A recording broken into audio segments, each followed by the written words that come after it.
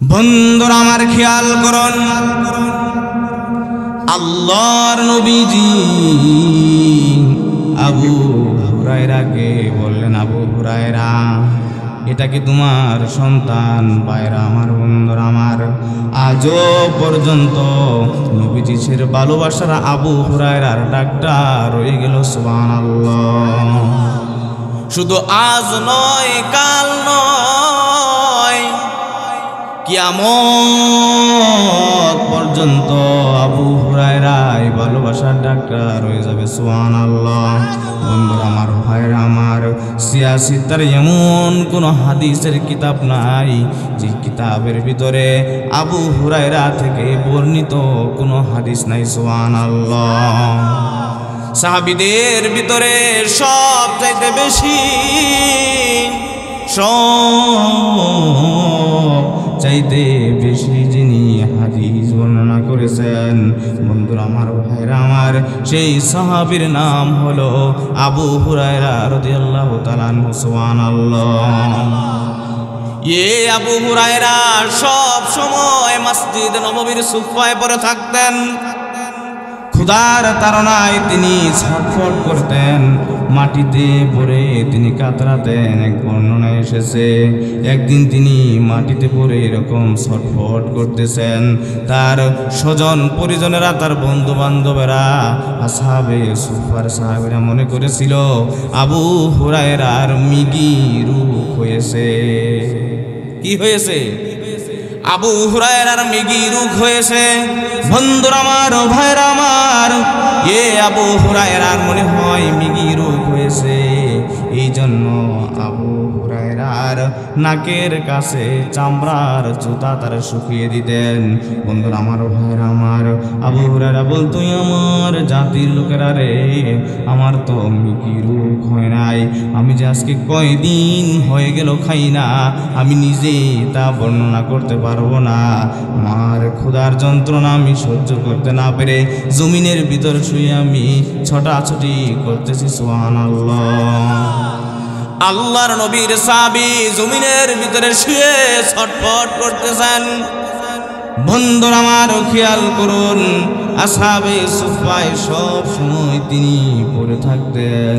তাকে জিজ্ঞেস করা হলো, আবু হুরায়রা, তুমি কেন সব সময় আসহাবে সুফায় পড়ে থাকো?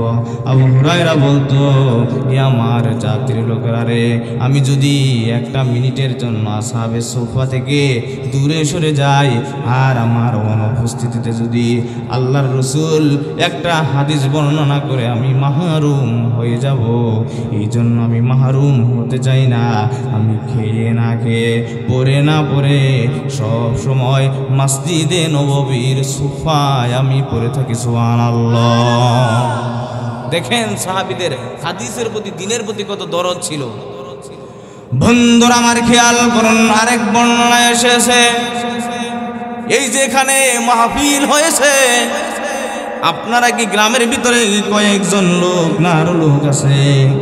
ভাইরা আমার, বন্ধুরা আমার, এখানে মাহফিল হচ্ছে, অনেক মানুষ কিন্তু বাড়িতে শুয়ে আছে, অথচ সাহাবায়ে কেরাম সব সময় মসজিদের নববীর কাতার বেঁধে বসে থাকতেন আর নবীজির হুজরার দিকে তাকিয়ে থাকতেন। কখন আল্লাহর রাসূল আসবে, একটা বাণী আমাদের মাঝে বর্ণনা করবে, সেই বাণীটা শুনে আমরা আমল করে ধন্য হয়ে যাব। সুবহানাল্লাহ। এরকম সব সময় আল্লাহর রাসূলের হুজরার দিকে তাকায়া থাকতেন। আল্লাহর রাসূল আসতেন, কখনো 10 মিনিট, কখনো 5 মিনিট, কখনো 1 ঘন্টা, কখনো 2 ঘন্টা, কখনো 12টা পর্যন্ত আল্লাহর রাসূল মসজিদে নববীর মেম্বারে আলোচনা করতেন। আর সাহাবায়ে কেরাম চাতক পাখির মতো হুজরার দরজার দিকে তাকিয়ে থাকতেন। সুবহানাল্লাহ। ভাইরা আমার, বন্ধুরা আমার, আল্লাহর নবীর একজন সাহাবী ছিল, মদিনা থেকে তার বাড়িটা ছিল অনেক দূরে, আপনারা জানেন। তিনি প্রত্যেক দিন তার কাজকর্মগুলো শেষ করে বিকেল বেলা বিশ্ব রোডের কাছে গিয়ে দাঁড়িয়ে থাকতেন। তার বাড়ি থেকে রোডটা ভালোই বেশ কিছু দূরে ছিল, আর মদিনার পথের দিকে তিনি তাকিয়ে থাকতেন। যদি কোনো আগন্তুক ব্যক্তি আসতো তাকে জিজ্ঞেস করা হতো মিন আইনা জিতা, তুমি কোথায় থেকে আসলে? লোকটা যদি বলতো আমি মদিনায় গিয়েছিলাম আল্লাহর নবীর কাছে, এমন সময় সেই সাহাবীটা বলতো আল্লাহর রাসূল কি হাদিস বর্ণনা করেছে, কি কি বলেছে আমাকে তুমি বলে দাও, আমি বড় ধন্য হয়ে যাব। প্রত্যেক দিন সাহাবী এরকম দীর্ঘ সময় সকাল থেকে নিয়ে সন্ধ্যা পর্যন্ত দাঁড়িয়ে থাকতেন। সুবহানাল্লাহ। বন্ধুরা আমার, ভাইরা আমার, আমাদের চরিত্র হলো এটা। ভারত থেকে প্রত্যেক দিন কি হুজুর আসবে ওয়াজ করার জন্য? কথা কন। অনেক মুসলমান আছে দেখবেন বাড়িতে বসে রয়েছে, বসে বসে টিভি দেখতেছে, মোবাইলের ভিতরে গান শুনতেছে, আছে না নাই? আমার ভাইরা আমার, মুসলমান কখনো দুই নাম্বার চরিত্রের অধিকারী হতে পারে না, কারণ মুসলমানের চরিত্র ফুলের মতো পবিত্র, ঠিক কি না?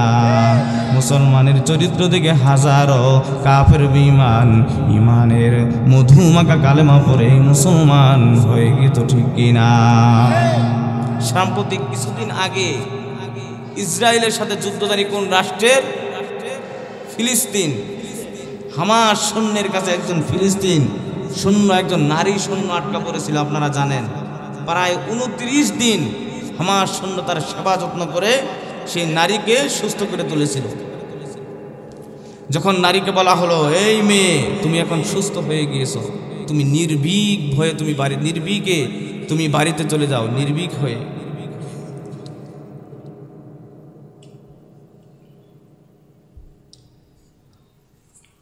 বন্ধুরা আমার, খেয়াল করুন, মহিলাকে যখন বলা হলো নির্ভীকভাবে তুমি নিঃসন্দেহে বাড়িতে চলে যাও, এমন সময় ইসরাইল মহিলাটা ডাক দিয়ে বলল, যুবক, আজকে 1 মাস হয়ে গেল দীর্ঘ, তুমি আমার সেবা যত্ন করে আসলে, তোমার চেহারাখানি আমি দেখতে পারলাম না। আহারে, আমি যদি তোমার চেহারাটা দেখতে পারতাম আমি বড় ধন্য হয়ে যেতাম। এমন সময় হামাস সৈন্য ডাক দিয়ে বলল, না, এটা হয় না, এটা হবে না, আমার নেতার পক্ষ থেকে অনুমতি নাই তোমাকে চেহারাটা দেখাবো।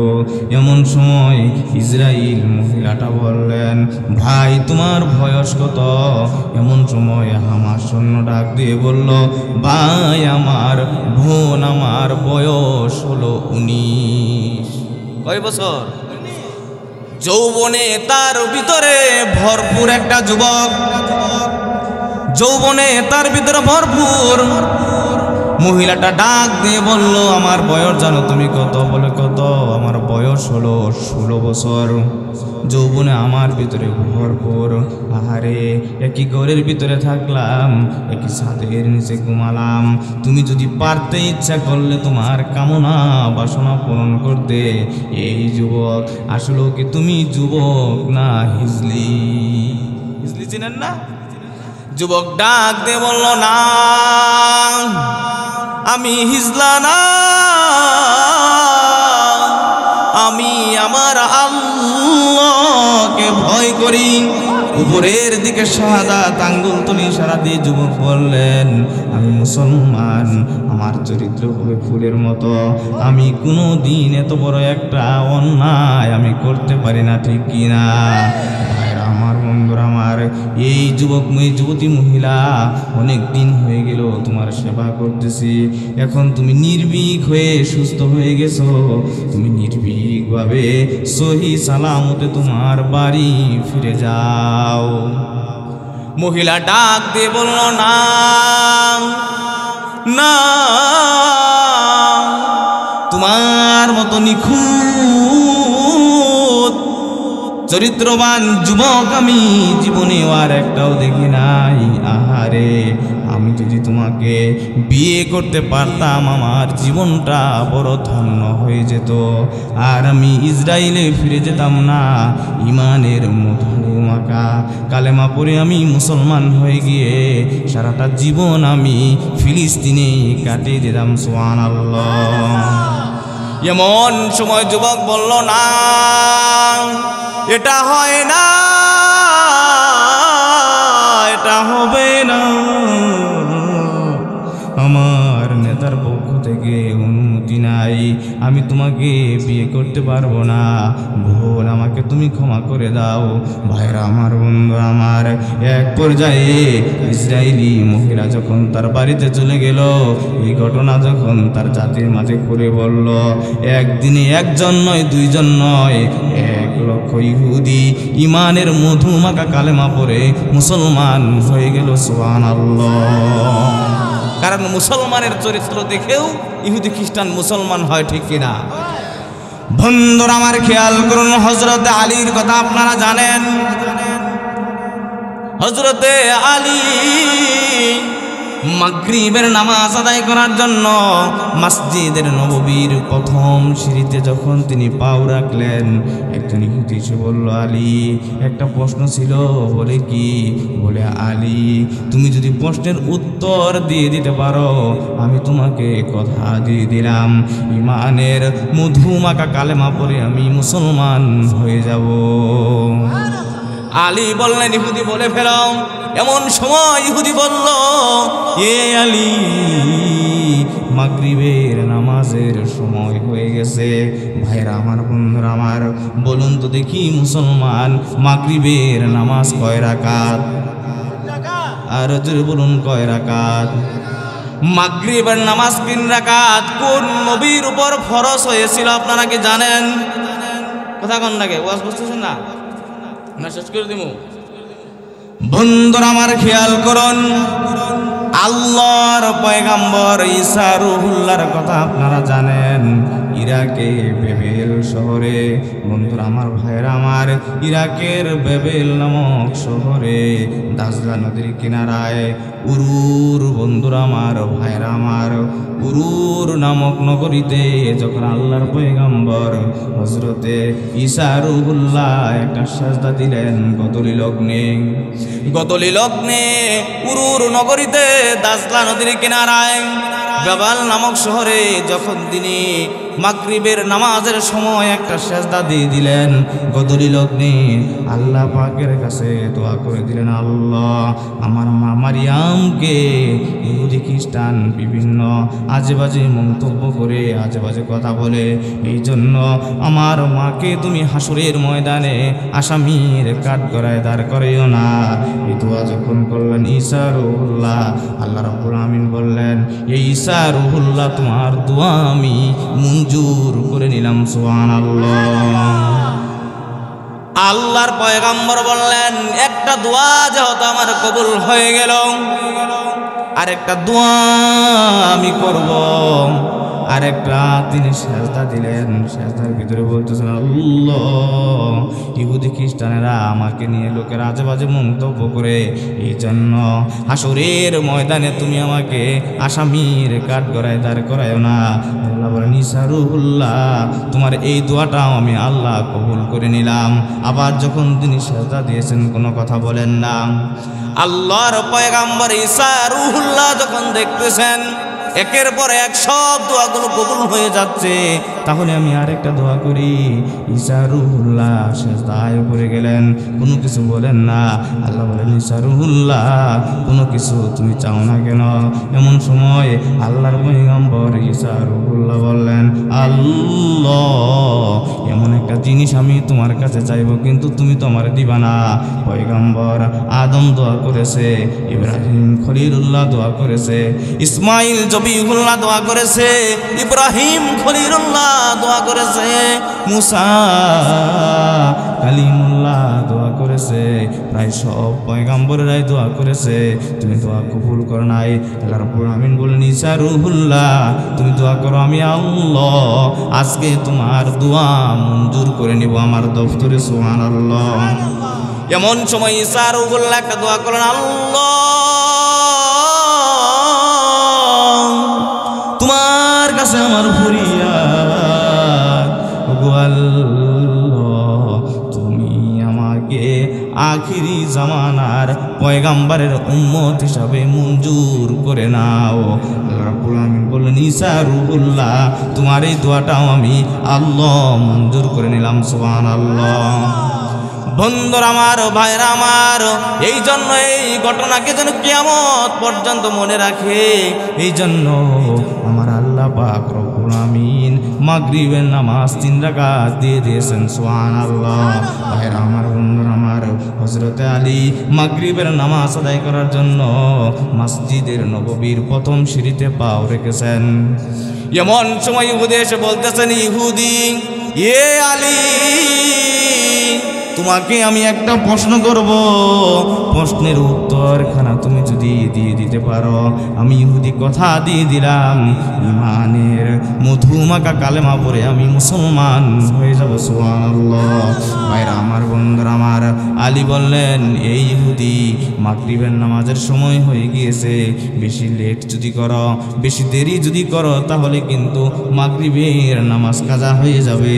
ভাইরা আমার, বন্ধুরা আমার, এমন সময় ইহুদি বলল, ওগো আলী আপনি বলুন তো দেখি পৃথিবীতে কোন কোন প্রাণীগুলো ডিম দেয়, কোন কোন প্রাণীগুলো বাচ্চা দেয়। ভাইরা আমার, বন্ধুরা আমার, আলী চিন্তায় পড়ে গেল, এখন যদি ইহুদির আমি জবাব দিতে যাই এক এক করে, এই প্রাণীগুলো বাচ্চা দেয়, এই প্রাণীগুলো ডিম দেয় পৃথিবীর ভিতরে, তাহলে মাগরিবের নামাজ কাজা হয়ে যাবে। আর যদি আমি উত্তর না দিতে পারি, আমি যদি উত্তর না দিতে পারি, ইহুদি বলবে আল্লাহর রসুল বলেছেন মদিনার ইলম হলো আল্লাহর রসুল, আলী হলো দরজা, তাহলে আল্লাহর রসুলের কথা মিথ্যা হয়ে যাবে। ইহুদিকে ডাক দিয়ে বলল, ইহুদি এক এক করে বলার মতো সময় যেহেতু আমার নাই, তুমি কান খাড়া করে শুনে রাখো, যেই প্রাণীগুলোর কান বাহির থেকে দেখা যায় ওই প্রাণীগুলো বাচ্চা দেয়, আর যেই প্রাণীগুলোর কান ভিতর থেকে দেখা যায় না, বাহির থেকে দেখা যায় না, ভিতরে ওই প্রাণীগুলো বাচ্চা দিয়ে দেয়, ডিম দিয়ে দেয়। সুবহানাল্লাহ। যেই প্রাণীগুলোর কান বাহির থেকে দেখা যায় ওই প্রাণীগুলো বাচ্চা দেয়, যেই প্রাণীগুলোর কান ভিতরে বাহির থেকে দেখা যায় না ওই প্রাণীগুলো ডিম দেয়। সুবহানাল্লাহ। বন্ধুরা আমার, খেয়াল করুন, এই জন্য হাড্ডি মাটিম ডিম, তারা মাঠে পারে ডিম, এমন কোন প্রাণী পৃথিবীতে। বন্ধুরা আমার, ভাইরা আমার, কথা বলতেছিলাম আল্লাহর নবীর সাহাবী আবু হুরায়রা সবচাইতে গরিব মানের সাহাবী ছিল। আল্লাহর নবীজির মসজিদের নববীর সোফায় তিনি সব সময় পড়ে থাকতেন। সুবহানাল্লাহ। যেন আল্লাহর রসুল তার অনুপস্থিতিতে একটা হাদিস যেন বর্ণনা না করে, এই জন্য তিনি খেয়ে না খেয়ে পড়ে না পড়ে সব সময় মসজিদের নববীর আসহাবে সোফায় তিনি পড়ে থাকতেন। আল্লাহর নবী এই জন্য বেশি বেশি করে দাওয়াত করে আসহাবে সোফার সাহাবীদেরকে খাইয়ে দিয়েছেন। সুবহানাল্লাহ।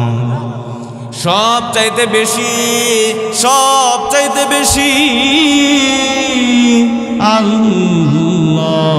আল্লাহর নবীজির বাড়িতে আল্লাহর নবীর সাহাবী আবু হুরায়রা দাওয়াত খেয়েছেন। সুবহানাল্লাহ।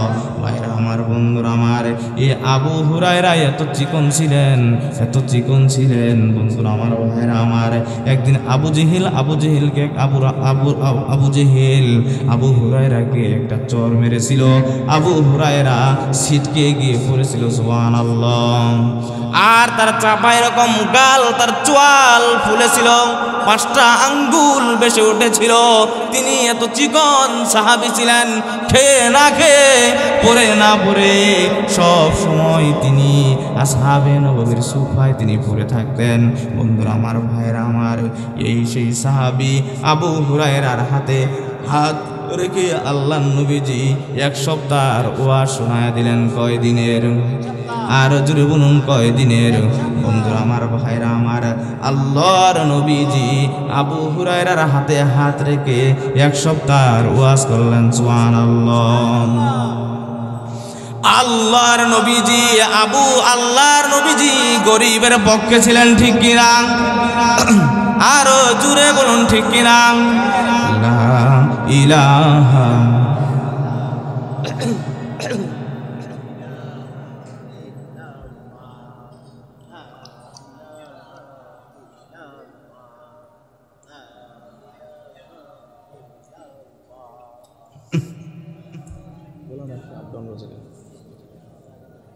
মেলে আখি যত দেখি, নিয়ামতে ভরা তোমার পৃথিবী। তুমি রহমান, তুমি মেহেরবান, প্রশংসা শুধু তোমারি। লা ইলাহা লা ইলাহা। যেদিকে তাকাই মন ভরে না, নিয়ামত দেখে তোমার শেষ হই না। সবুজ শ্যামল ফুল ফসল ভরে দিয়েছ এই পৃথিবী। তুমি রহমান, তুমি মেহেরবান, প্রশংসা শুধু তোমারি। লা ইলাহা লাহু লা ইলাহা লা ইলাহা ইল্লাল্লাহু মুহাম্মাদুর রাসূলুল্লাহ। বন্ধুরা আমার, ভাইরা আমার, বলতেছিলাম আল্লাহর নবীজি আমার গরিবের পক্ষে ছিলেন, ঠিক কিনা? নবীজি আমার গরিবের পক্ষে ছিলেন। এই জন্য আল্লাহর নবীজি বললেন, খৈরু হাযিহিল উম্মতি ফুকরাহা। আমার উম্মতের ভিতরে সবচাইতে উত্তম উম্মত হলো গরিব মানুষ। সুবহানাল্লাহ। গরিব ধনী মানুষের কম পক্ষে 500 বছর আগে আমার আল্লাহর জান্নাতে চলে যাবে। সুবহানাল্লাহ। গরিব মানুষ ধনী মানুষের কয় বছর আগে জান্নাতে চলে যাবে? গরিব মানুষ কম পক্ষে ধনী মানুষের 500 বছর পূর্বে আল্লাহর জান্নাতে চলে যাবে। এই জন্য বন্ধুরা আমার, ভাইরা আমার, যারা গরিব হয়েছেন তাদের দুঃখ করার কোনো কারণ নেই। আল্লাহ রাব্বুল আমিন যার দিকে আল্লাহর নেক নজরে তাকান, সমস্ত দুনিয়া আমার আল্লাহ রাব্বুল আমিন তার থেকে দূরে সরাইয়া দেন। সুবহানাল্লাহ। তাকে আমার আল্লাহর ভক্ত বানিয়ে দেন। সুবহানাল্লাহ। বন্ধুরা আমার, ভাইরা আমার, আল্লাহর নবীজি গরিবের পক্ষে ছিলেন। আল্লাহর নবীজি বললেন, গরিব মানুষ কম পক্ষে ধনী মানুষের 500 বছর আগে আল্লাহর জান্নাতে চলে যাবে। আপনারা জানেন, আমি আর বেশি বলবো না। ভাইরা আমার, বন্ধুরা আমার, এই জন্য আল্লাহর নবীজি বলেছেন, তোমরা গরিব মানুষের সঙ্গে বেশি বেশি করে সম্পর্ক করো। হাসরের ময়দানে এই গরিব মানুষ যেন তোমাদের উপকার করতে পারে। সুবহানাল্লাহ। সাহাবী জিজ্ঞেস করলেন, ইয়া রাসূলুল্লাহ, ইয়া হাবিবাল্লাহ, ও নবীজি, হাসরের ময়দানে গরিব মানুষ কেমনে করে আমাদের উপকার করবে? আল্লাহ নবীজি বললেন, গরিব মানুষ 500 বছর আগে দুনিয়ার জান্নাতে চলে যাবে। আমার আল্লাহ পাক তাকে এমন পাওয়ার দিয়ে দিবেন যেন সে সুপারিশ করে মানুষ জান্নাতে নিয়ে যেতে পারবে। এই জন্য তোমরা বেশি বেশি করে গরিবদেরকে খাওয়াও, বেশি বেশি করে সম্পর্ক রাখো, তাদের সঙ্গে বেশি বেশি করে তোমরা মেলামেশা করো, তাদের সঙ্গে বেশি বেশি করে তোমরা আত্মীয়তার সম্পর্ক বন্ধন তোমরা বজায় রাখো, যেন হাসরের ময়দানে গরিব তোমার উপকারে লেগে যায়। সুবহানাল্লাহ। এই জন্য আল্লাহর নবীজি গরিবের পক্ষে ছিলেন। আল্লাহর নবীজি প্রত্যেক দিন দোয়া করতেন, আল্লাহুম্মা আহিনি মিসকিনান ওয়া আমিতনি মিসকিনান। মিসকিনান ওয়াহশুরনি ফি জুমরাতিল মাসাকিন। আল্লাহ তাআলা আমাকে তুমি মিসকিন অবস্থায় দুনিয়ায় জীবিত রাখো, জিন্দেগি যাপন করায়ো, মিসকিন অবস্থায় মৃত্যু দিও, তুমি আমারে মিসকিন না বানায়া কবরের ভিতরে নিও না। সুবহানাল্লাহ। প্রত্যেক দিন আমার আল্লাহ গরিব মিসকিনের জন্য দোয়া করতেন। সুবহানাল্লাহ কোন বন্ধু আমার, ভাইরা আমার, এই জন্য নবীজি আমার গরিবের পক্ষে ছিলেন। আপনারা জানেন একজন সাহাবী ছিল, সাহাবীর একটা খেজুরের গাছ ছিল তার বাড়ির সীমানায়, তার খেজুরের গাছের আগাটা এরকম ঝোলানো ছিল আর একজন গরিব সাহাবীর বাড়ির আঙ্গিনায়।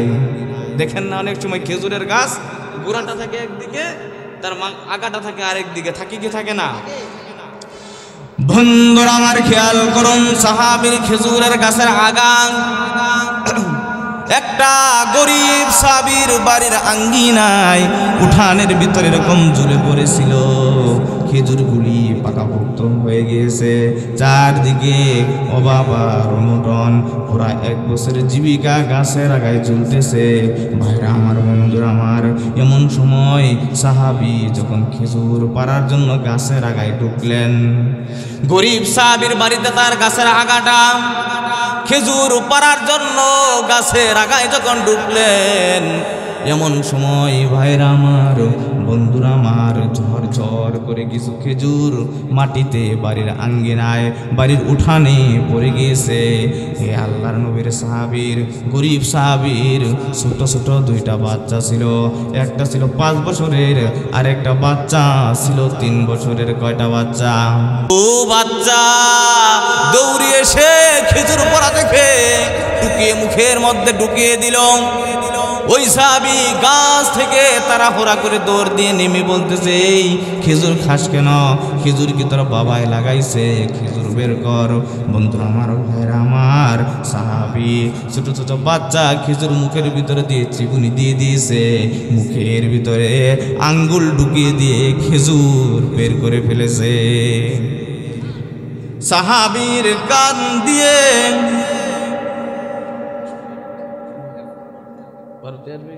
আচ্ছা ঠিক আছে। বন্ধুরা আমার খেয়াল করুন, আল্লাহর নবীজির কাছে বিচার চলে গেল। নবীজি এই কথা শুনে চোখ দিয়ে ঝরঝর করে পানি বের করে দিল। ভাইরা আমার, বন্ধুরা আমার, এই 12 থেকে আসবে তাহলে মানুষ আসতেছে, নিয়েছেন যান। বন্ধুরা আমার, ভাইরা আমার, আল্লাহর নবীর কাছে যখন বিচার চলে গেল, নবীজির শুনে জর্জর করে চোখ দিয়ে পানি বের করে দিয়েছেন। আল্লাহর নবীজি বলেছেন, তুমি যদি খেজুরের গাছটা দিয়ে দাও, দিনের জন্য অক্ষ করে দাও, আমার আল্লাহ তোমাকে জান্নাতের ভিতরে খেজুরের গাছ দিয়ে দিবে। এমন সময় সাহাবী বলল, ইয়া রাসূলুল্লাহ, এই খেজুরের গাছের খেজুর তো আমার বড় পছন্দ, অন্য যে কোনো একটা খেজুরের গাছ দিয়ে দেই। নবীজি বলল, না, আমার ওই খেজুরের গাছটাই লাগবে। বন্ধুরা আমার, ভাইরা আমার, পাশে আরেকজন সাহাবী ছিল। ইয়া রাসূলুল্লাহ, আমি যদি ওই খেজুরের গাছটা কিনে দিতে পারি, আমার আল্লাহকে আমাকে জান্নাতে চাই, আমার জান্নাতে খেজুরের গাছ দিয়ে দিবে। নবীজি বললেন, নাম। বন্ধুরা আমার, ভাইরা আমার, আবু লুবাবার কাছে আবু দাহদা রাদিয়াল্লাহু তাআলা গিয়ে বললেন, তুমি যদি ওই খেজুরের গাছটা বিক্রি করো, আমি তোমাকে ভালো মুনাফা দিয়ে দিব। এমন সময় সাহাবী বলল, আমি বিক্রি করব না। বলল, বেচো। বিক্রি করবো না। বেচো, বিক্রি করো। বলল, যদি আমি ভালো মূল্য পাই তাহলে আমি বিক্রি করব। ভাইরা আমার, বন্ধুরা আমার, এমন সময় সাহাবী বলল, তোমার যে বাড়ির ভিতরে তোমার যে একটা 600 খেজুরের গাছের একটা বাগান আছে, ওই 600 খেজুরের গাছের বাগানটা যদি আমার একটা গাছের বিনিময়ে বিক্রি করে দাও, আমি তোমাকে একটা খেজুরের গাছ দিয়ে দিব, আমার 600 খেজুরের বাগান তুমি দিয়ে দিবে। সাহাবী বললে, এটা কোনো ব্যাপার হলো? জান্নাত আমার লাগবে, জান্নাত আমার দরকার, জান্নাত আমার খেজুর গাছের বড় প্রয়োজন, দুনিয়ার খেজুরের গাছের দরকার নাই। ওই সাহাবীকে একটা খেজুর গাছের বিনিময়ে 10টা 600 খেজুরের বাগান দিয়ে দিলেন। সুবহানাল্লাহ। ভাইরা আমার, বন্ধুরা আমার, ওই খেজুর গাছটা না আল্লাহ নবীর কাছে ডাক দিয়ে বলেন, ইয়া রাসূলুল্লাহ, ইয়া হাবিবাল্লাহ, আমি দ্বীনের জন্য এই খেজুরের গাছটা ওয়াকফ করে দিয়েছি। সুবহানাল্লাহ। নবীজি খুশি হয়ে গেলেন, আল্লাহ তোমাকে জান্নাত দিয়ে দিবে। বন্ধুরা আমার, ভাইরা আমার, এই জন্য আল্লাহর নবীজি গরিবের পক্ষে ছিলেন। আল্লাহর নবীজি আবু হুরায়রার হাতে হাত রেখে বলতেছেন, এ আবু হুরায়রা, আমি নবী তোমাকে কমপক্ষে 1 সপ্তাহের ওয়াজ শোনায় দিন। সুবহানাল্লাহ।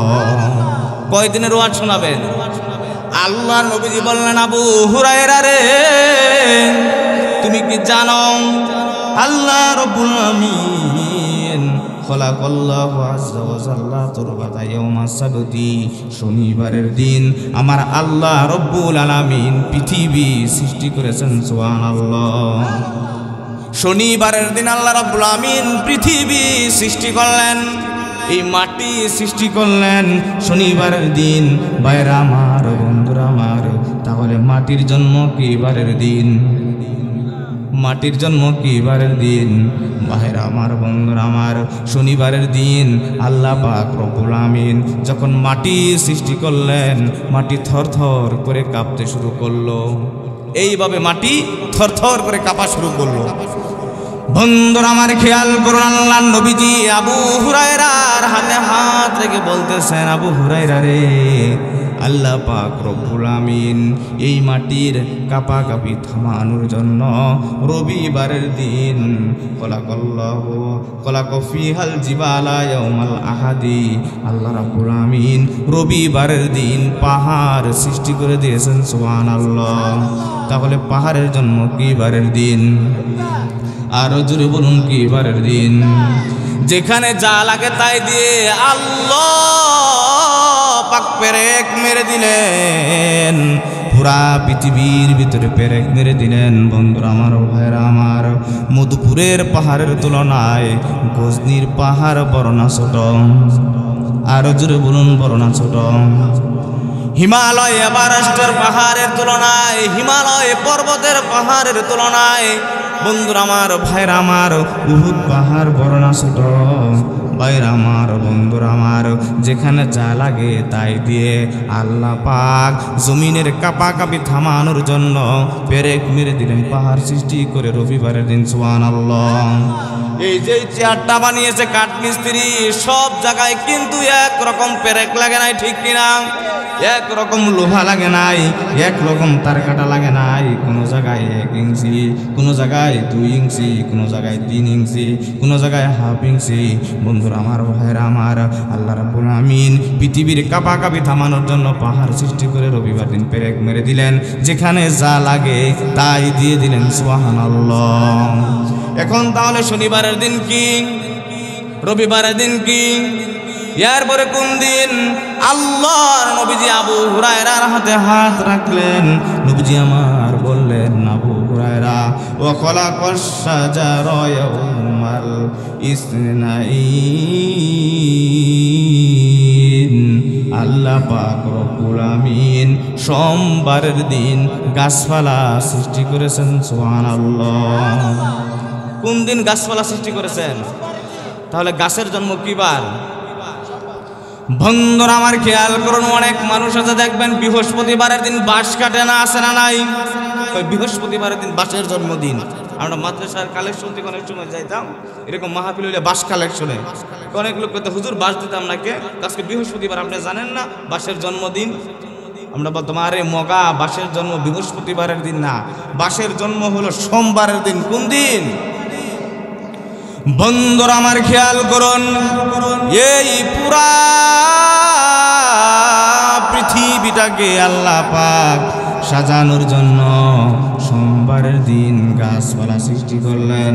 এই জন্য বন্ধুরা আমার, ভাইরা আমার, তাহলে বাঁশের জন্ম কি বারের দিন? আরো জোরে বলুন, কি বারের দিন? বন্ধুরা আমার, ভাইরা আমার, আল্লাহ পাক রব্বুল আলামিন এক একটা জিনিসের সৌন্দর্য দিয়েছেন এক এক জিনিস দিয়ে। আল্লাহর নবীজির বিশাল বড় লম্বা একটা হাদিস, আল্লাহর নবীজি বললেন, আল্লাহ পাক এক এক জিনিসের সৌন্দর্য দিয়েছেন এক এক জিনিস দিয়ে। আল্লাহ রাব্বুল আমিন জমিনের সৌন্দর্য দিয়েছেন গাছপালা দিয়ে, পুরুষের সৌন্দর্য দিয়েছেন লম্বা দাড়ি দিয়ে, মহিলার সৌন্দর্য দিয়েছেন লম্বা চুল দিয়ে। এই জন্য মহিলাদের চুল কাটতে ভালো দেখা যাবে না, এই জন্য মহিলাদের চুল কাটা হারাম, ঠিক কিনা? আল্লাহর নবীজি বললেন, আল্লাহ পাক ইন্নাল্লাহ যায়্যানাল ইয়াউমা ফিল জুমআ, প্রত্যেকটা দিনকে আমার আল্লাহ রাব্বুল আমিন সাজিয়েছেন জুমার দিন দিয়ে, প্রত্যেকটা রাত সাজিয়েছেন শবে কদর শবে বরাতের রাত্রি দিয়ে, প্রত্যেকটা মাস সাজিয়েছেন বন্ধুরা আমার ভাইরা আমার রমজান মাস দিয়ে। আল্লাহ নবী বললেন ইন্নাল্লাহ তাআলা যায়্যানাল আম্বিয়া, সমস্ত নবীদেরকে সাজিয়েছেন আমি নবী মুহাম্মদুর রাসূলুল্লাহকে দিয়ে। সুবহানাল্লাহ।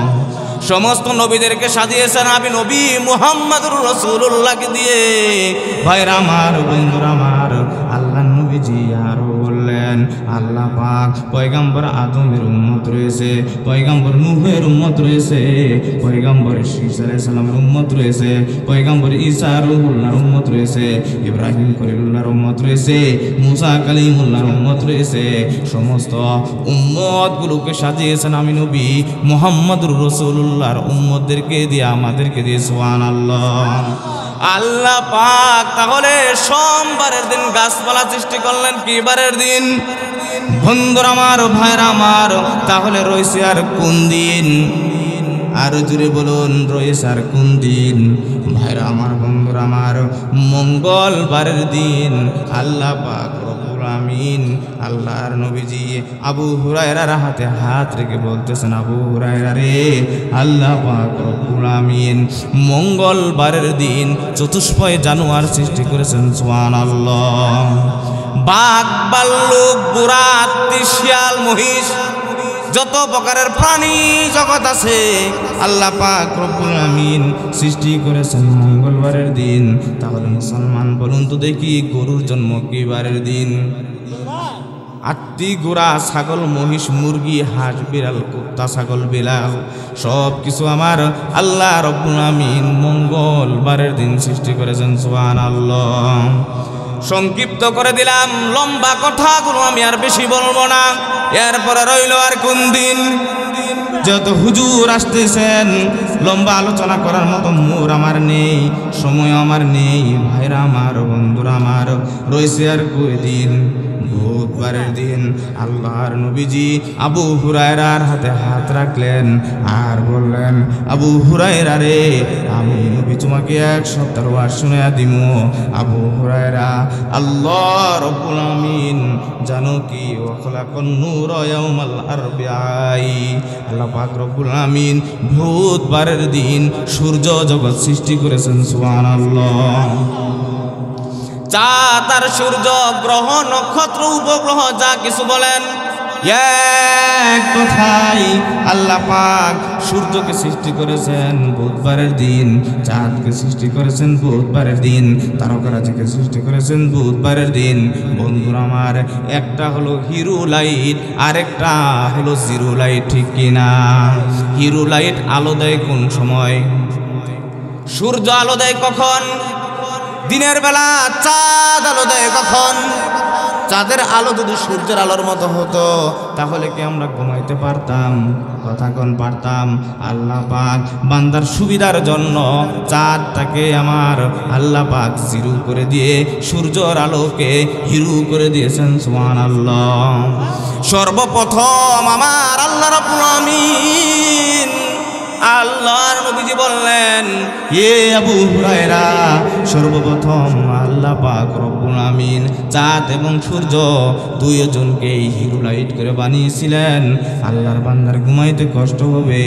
আল্লাহর রাসূলকে একদিন সাহাবী জিজ্ঞেস করলেন ইয়া রাসূলুল্লাহ ইয়া হাবিবাল্লাহ, ও নবীজি 15 তারিখ 14 তারিখ দিবাগত রাত্রিতে চাঁদের ভিতরে কালো কালো গাছের মতো কি দেখা যায়? আল্লাহ নবীজি বললেন এ আমার সাহাবী, প্রশ্ন যাওয়া করতে উত্তর দিতেই হয়। আল্লাহ রাব্বুল আমিন যখন বুধবারের দিন সূর্য বানালেন চাঁদ বানালেন, দুটোটার আলো এক হয়ে গেল। আল্লাহ পাক জিবরিল আমিনকে ডাক দিয়ে বললেন জিবরাইল, তোমাকে যে আমি 600 নূরের পাখা দিয়েছি, একটা পাখা দিয়ে তুমি চাঁদের ভিতরে আঘাত করো, 3 বার আঘাত করো। জিবরিল আমিন 3 বার তার নূরের পাখা দিয়ে চাঁদের ভিতরে আঘাত করলেন, সূর্যের ভিতরে আঘাত করলেন, সূর্যের আলোটা বের হয়ে চাঁদের ভিতরে ঢুকে পড়েছে। সুবহানাল্লাহ। বন্ধুরা আমার ভাইরা আমার এই জন্য নবীজি বললেন এ এগুলো হলো আমার আল্লাহর কুদরতের নিদর্শন, কুদরতের চিহ্ন। সুবহানাল্লাহ।